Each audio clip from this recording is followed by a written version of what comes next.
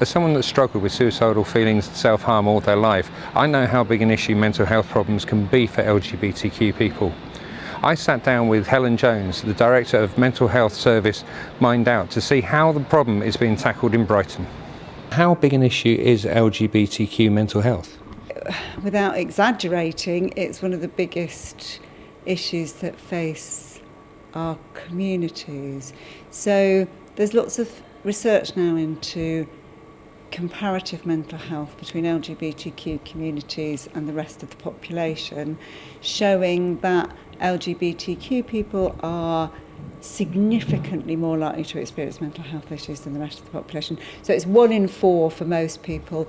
It's at least 40%, if not 50% for LGBTQ people.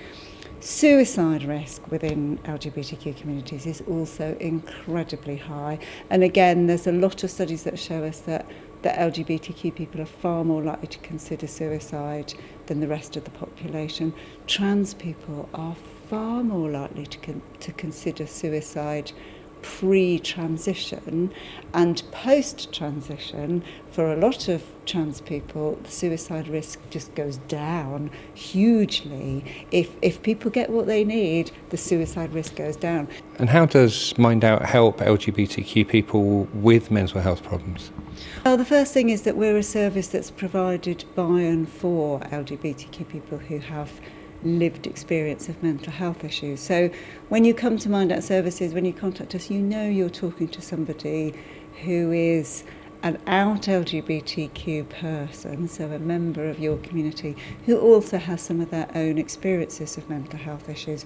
We don't set ourselves up as experts. We're not the people in authority. We're there to help each other. And I think that's what makes our services particularly safe and accessible for LGBTQ people to use.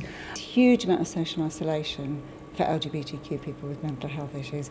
It's all about trying to break down that isolation and help people to engage with the outside world a bit more. Whatever you need to do, we might have a volunteer who could help you do that. This is Sophie Cook for the latest TV news here in Brighton.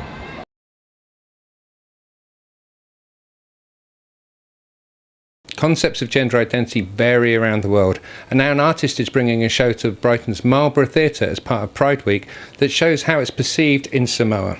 The show is called Kava Girls, and it's about 3 understudies in the West End. One of them is a Samoan transgender, or a whawhawhinge from Samoa. She comes to London to find her fame and fortune, and she discovers a lot of different things about herself.